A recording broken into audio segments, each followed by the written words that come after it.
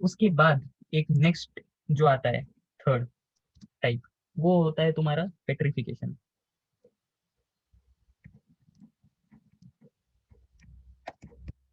Petrification, तो petrification basically होता क्या है? पेट्रिफिकेशन ये होता है, पैलेंटोलॉजिकली अगर तुम देखने जाओगे तो पेट्रिफिकेशन का मतलब ये है कि it is the process of removal and replacement of organic matter of organism with in inorganic matters. देखो, ऑर्गेनिक मैटर जो होता है, हमारी जो बॉडी है, हमारी बॉडी क्या है, ऑर्गेनिक मैटर से बनी हुई है पूरी, ठीक है। जैसे कार्बन हो गया बेसिकली, है ना, ये सब चीजें बायोलॉजिकली, इतना बायोलॉजिकली मत घुसो, बट हमारी बॉडी के अंदर बेसिकली बहुत ज्यादा ऑर्गेनिक मैटर है। अब समय के साथ क्या होता है कि धीरे धीरे धीरे धीरे, जैसे पिछले इसमें बताया था कि धीरे धीरे क्या होता है इसमें, जो इनऑर्गेनिक मटेरियल हो गया, इनऑर्गेनिक मटेरियल क्या होता है, वो अंदर जाता है और जो ऑर्गेनिक मैटर है उसको वो रिप्लेस कर देता है वहां पे, ठीक है। तो इस प्रोसेस को हम लोग जो है, इसको हम लोग पेट्रिफिकेशन बोलते हैं। After burial of skeleton it is subjected to petrification and इस टाइप से वो प्रिजर्व होता है, ठीक है, क्योंकि ये सब चीजें बरियल के बाद ही हो गई, ठीक है। सो जो फॉसिल हो गया हमारा, अम, अब वो फॉसिल को हम लोग बरी करेंगे, तो after burial the skeleton then is subjected to petrification and it is then preserve. So ये जो पेट्रिफिकेशन जो प्रोसेस है, ये पेट्रिफिकेशन प्रोसेस ये एक मॉलिक्यूल बाय मॉलिक्यूल प्रोसेस होती है। बोले तो कि एक मॉलिक्यूल अंदर जाए, ऐसे नहीं कि एकदम से, जो मैंने अभी बताया था पूरा ऑर्गेनिक मैटर हटता है, इनऑर्गेनिक मैटर आता है, तो एकदम से ऐसा नहीं आएगा कि पूरी ऐसा बाढ़ आ गई ऑर्गेनिक मैटर की, पूरा अंदर घुस गया इनऑर्गेनिक मैटर और ऑर्गेनिक मैटर को बाहर फेंक दिया, ऐसा नहीं। एक एक मॉलिक्यूल, एक एक इनऑर्गेनिक मैटर का मॉलिक्यूल अंदर जाएगा, वो रिप्लेस करेगा ऑर्गेनिक मैटर को। तो ये एक स्टेप बाय स्टेप प्रोसेस है, धीरे धीरे, बहुत धीरे धीरे होता है। सो वुड ओपेल जो है, वुड ओपेल ये एक बहुत कॉमन पेट्रीफाइड फॉसिल बोलते हैं हम लोग। वुड ओपेल का जो एग्जांपल होता है, हर जगह पे अगर तुम कहीं देखोगे तो लेबोरेटरी में भी तुमको ऐसे दिखाएंगे कि ये देखो, ये सैंपल जो है, ये सैंपल तुम्हारा वुड ओपेल का सैंपल है। अगर तुमको मैं सैंपल दिखाऊँ इसका, तो इसका मैं तुमको सैंपल दिखाऊंगा, देखो। अ,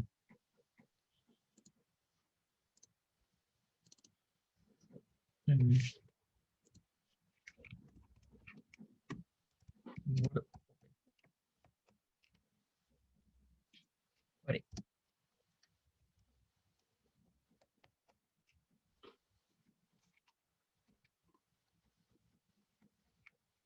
ये देखो, ये एक बेस्ट एग्जांपल है वुड ओपेल का, पेट्रीफाइड फॉसिल जो है, हम लोग पढ़ रहे हैं ना, पेट्रीफाइड वुड। ये एक वुड एपल का बहुत अच्छा एग्जांपल है। ऐसा फॉसिल अगर तुम लेबोरेटरी में भी देखोगे तुम्हारे, तो बहुत कुछ तुमको देखने को मिलेंगे, ठीक है। तो ये हो गया तुम्हारा, हाँ, एक सैंपल वुड एपल का सैंपल हो गया ये। तो इस ये क्यों बना है, ये पेट्रिफिकेशन के कारण बना हुआ है। सो change has brought in such a manner that each particle uh, disappeared and उसके उसका अंदर का जो ऑर्गेनिक मैटर है वो गायब हो गया, और वो किससे रिप्लेस हुआ, गायब नहीं बोलेंगे, रिप्लेस हुआ। किससे रिप्लेस हुआ, सिलिका, सिलिका से वो रिप्लेस हो गया, ठीक है। सो अभी कैसा है कि अगर मैं तुमको तुम्हारी उंगली जो है उसको मैं काट दिया, और उंगली को काट के मैंने बरी कर दिया अंदर, ठीक है। अब उसका फॉसिल बनाने के लिए बिलियंस ऑफ ईयर्स के लिए मैंने उसे छोड़ दिया, तो क्या होगा कि अभी अब उसका जो प्रोसेस होगा फॉसिलिफिकेशन का, पेट्रिफिकेशन का, अभी जो, तो जो तुम्हारा स्किन है, उंगली के ऊपर एक स्किन तुम्हारी लगी, मसल है, स्किन है, तो अब मसल और स्किन, कोई भी चीज को अगर तुमने, बेसिक जियोलॉजी तुमको पता है कि किसी भी चीज को अर्थ के अंदर तुम रखोगे, उसके ऊपर प्रेशर दोगे ये वो, तो उसके ऊपर कैसे फोर्सेस, बहुत ज्यादा प्रेशर लगेगा, उसके कारण क्या होगा, जो सॉफ्ट मटेरियल है वो क्या होगा, डिग्रेड हो जाएगा, सब कुछ, बहुत सारे, नॉट जस्ट बिकॉज ऑफ ये प्रेशर कंडीशंस वगैरह, टेम्परेचर प्रेशर कंडीशन, तो और भी चीजें जैसे फ्लूइड इंटरेक्शन किसी के साथ, तो क्या होगा, जो सॉफ्ट मटेरियल, सॉफ्ट पार्ट है, वो क्या होगा, गायब हो जाएगा फटाक से। तो बचेगा क्या, उंगली की जो तुम्हारी हड्डी है, उंगली की सिर्फ वही बचेगी। बट तुमको ऐसा उंगली का एग्जैक्ट वैसी की वैसी उंगली चाहिए। तो पेट्रिफिकेशन में क्या होता है कि जो तुम्हारी मसल जो टिश्यू है अंदर का मसल जो है, अंदर मैंने कहा ना डॉक्टर के जैसा सोचो कि अंदर मसल जो है, तो वो मसल क्या होता है उसके अंदर अभी सिलिका डालोगे। सिलिका क्या है, एक हार्ड हार्ड कंपोनेंट है ना, तो वो सिलिका अगर जाएगा मसल के जगह तुम्हारे, तो मेरे को एक सिंपल सी बात बताओ, एक तुम्हारा मसल टिश्यू और एक सिलिका, तो दोनों के ऊपर सिलिका का बेस्ट एग्जांपल क्या है, क्या मिलेगा तुमको, कॉर्ड्स समझ लो, देखो ठीक है। तो कॉर्ड्स हो गया और तुम्हारा एक उंगली हो गई, दोनों को मैं प्रेशर टेम्परेचर कंडीशन के अंदर मैं अंदर अर्थ के अंदर डालता हूँ, तो सबसे पहले डिग्रेड कौन हो जाएगा, क्या डिग्रेड होगा, सिंपल है, तुम्हारी उंगली की टिश्यू मसल है वो डिग्रेड हो जाएगा आराम से। बट जो कॉर्ड्स है वो तो वैसा का वैसे ही रहेगा ना। वही सिलिका क्या होता है कि तुम्हारे मसल को धीरे धीरे करके, सिलिका क्या है, इनऑर्गेनिक मटेरियल है, इन और स्किन स्किन वगैरह मसल टिश्यू वगैरह ये सब कार्बन से बने हुए हैं तुम्हारे, ये ऑर्गेनिक ऑर्गेनिक मैटर है। तो सिलिका एक एक करके तुम्हारा उंगली का जैसा शेप है तुम्हारी उंगली, वैसे ही शेप में धीरे धीरे धीरे वैसे ही शेप पूरा बनाएगा। पर बस जो मसल का जो टिश्यू है, ये ये तुम्हारी उंगली हो गई, तुम्हारे नाखून हो गए, ठीक है। तो ये ऊपर के अंदर तुम्हारी टिश्यू रहती है, पूरा मसल टिश्यू है। तो अब यहाँ पे सिलिका जो आएगा, ये सिलिका इसको रिप्लेस करेगा, सेम इसको धीरे धीरे जो तुम्हारी टिश्यू है उसको रिप्लेस करेगा, और रिप्लेस करके फिर ऐसा सेम जैसी तुम्हारी उंगली है वैसी ही तुम्हारी उंगली दिखेगी पूरी सेम।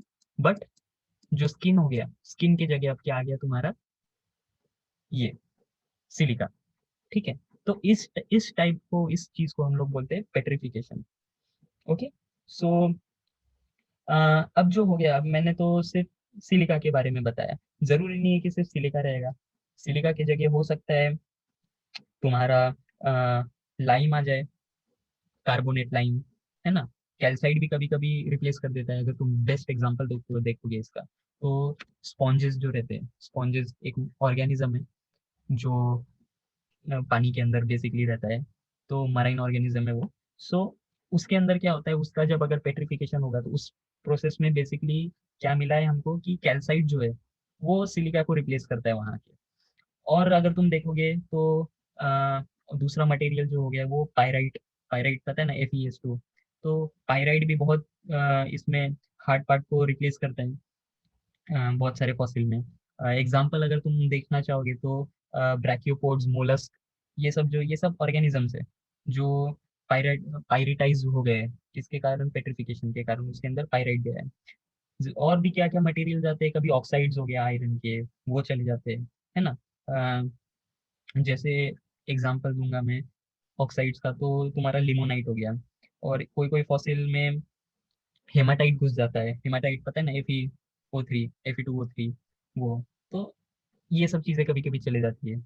और कभी कभी क्या क्या चले जाता है, डोलोमाइट हो गया, तो वो डोलोमाइट चला जाता है कभी कभी। तो एग्जाम्पल अगर इसका भी देखना चाहोगे तो कोरल्स के अंदर, ब्रैकियोपोड्स के अंदर, तो वहां पे कभी कभी डोलोमाइट चले जाता है स्केलेटन के साथ उनके, रिप्लेस करता है उनके इसको। सो ये जो चीज हो गया, ये देखे थे हमने, ये था पेट्रिफिकेशन। तो तुमको बेसिकली ये याद रखना है कि ये बहुत स्लो प्रोसेस होती है, स्टेप बाय स्टेप प्रोसेस होती है।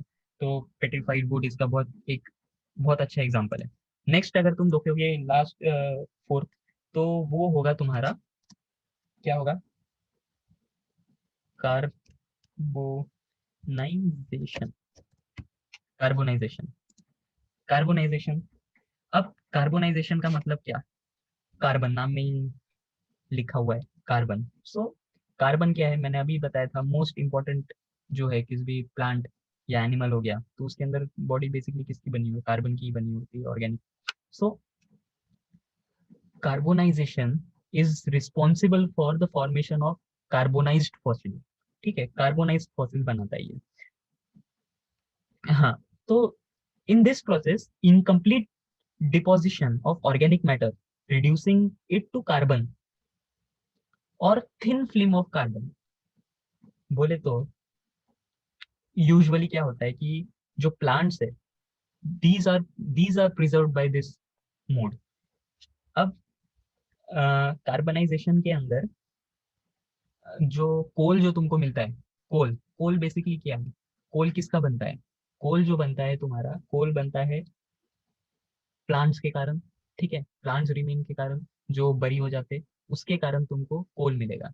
और जो माइक्रो ऑर्गेनिज्म और जो पेट्रोलियम रहता है, ये चीज याद रखना, पेट्रोलियम जो रहता है वो पेट्रोलियम क्यों बनता है, पेट्रोलियम बनता है तुम्हारे माइक्रो ऑर्गेनिजम्स के कारण, उसके बरी होने के कारण तुमको पेट्रोलियम मिलेगा बाद में। पर जो जब प्लांट्स बरी हो जाते हैं और उसका फिर फॉसिल जो बनता है बाद में, वो तुमको कार्बोनाइज्ड फॉसिल देता है, और कार्बोनाइज्ड फॉसिल के कारण तुमको कोल मिलता है। ठीक है। सो तो जो बरीड जो अभी प्लांट्स हो गए, तो उसके अंदर क्या होता है बेसिकली, जो से स्टेम्प हो गया, लीव्स हो गई, उसके अंदर वो डिहाइड्रेशन का अंदर डिहाइड्रेशन चालू होता है। डिहाइड्रेशन यानी पानी का लॉस हो जाता है। ठीक है, प्लांट्स के अंदर से समझ लो पूरा जो भी स्टेम लीफ में होगा तो स्टेम में से पूरा पानी निकल जाएगा, फिर उनका डिकम्पोजिशन चालू हो जाएगा। फिर उसके बाद उसके अंदर के जितने नाइट्रोजन, ऑक्सीजन, हाइड्रोजन जो भी रहेगा, ये सब चीजें तुम्हारा निकलना चालू हो जाएगी उस स्टेम में से, रूट में से, लीव्स में से सब तुम्हारा कार्बन, नाइट्रोजन, ऑक्सीजन निकलेगा। बस जो तुम्हारा कार्बन जो रहेगा, वो कार्बन उसके अंदर स्टिमुलेशन हो जाएगा कार्बन के बढ़ने का, वहां पे कार्बन बढ़ते रहेगा। ठीक है, कार्बन ही बचेगा उस फॉसिल के अंदर, क्योंकि हर एक चीज जो हो गई, क्योंकि बॉडी जो है अपने बॉडी के अंदर सिर्फ कार्बन ही नहीं, बाकी भी चीजें हैं, हर एक एलिमेंट है ना, ऑक्सीजन है, नाइट्रोजन, सब कुछ है।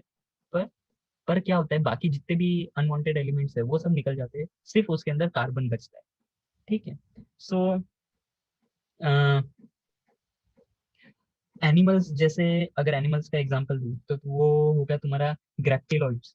ये है इनका काइटेनियस स्केलेटन रहता है, काइटेनियस एक मटेरियल रहता है, हार्ड मटेरियल रहता है। Are basically these are preserve due to as carbonised fossils, तो ये तुमको प्रिजर्व मिलेंगे। सो और एक चीज जो मैंने बताई थी पहले कि formation of coal starts with this process of carbonisation. ठीक है। So this is all about carbonisation. Last जो हो गया तुम्हारा पांचवा, वो हो गया फिफ्थ नंबर का, वो है ट्रैक्स एंड ट्रेल्स।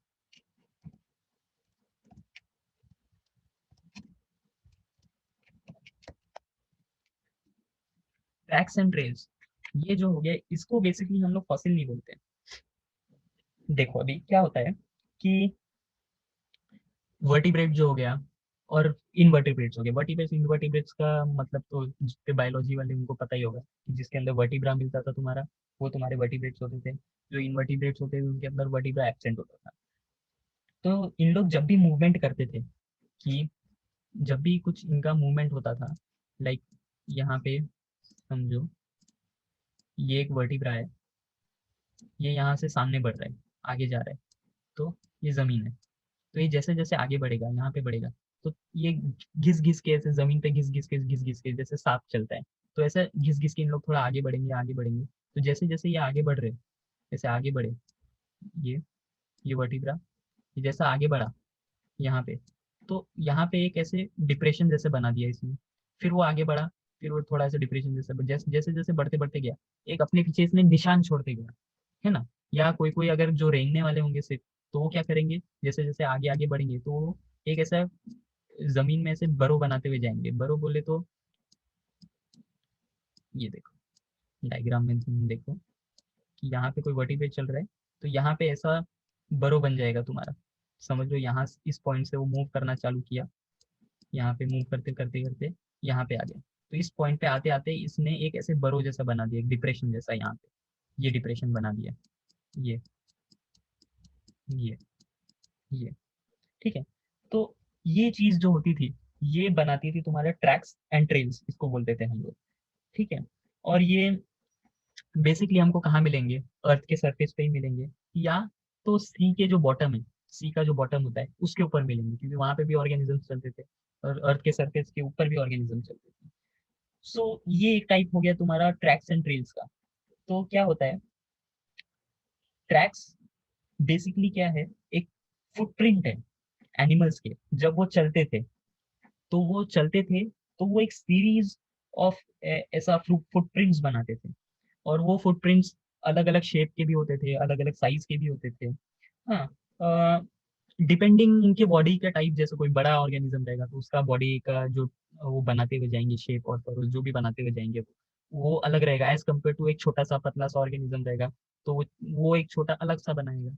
तो इसके कारण हमको पता चलता था कि हाँ अच्छा, इस प्लेस के ऊपर से ये गए थे, इस टाइप के ऑर्गेनिज्म गए थे, इनमें ट्रैक्स, ऐसा ट्रैक्स बनाते हुए गए अपना, तो हो सकता है उस समय के ऑर्गेनिज्म थोड़े बड़े होंगे। फिर बाद में पता चला कि कुछ सालों के बाद कि वो छोटा सा एक ऑर्गेनिज्म जाते थे उस समय में बहुत छोटे छोटे, तो हमको बहुत छोटे छोटे ट्रैक्स मिलने लगे।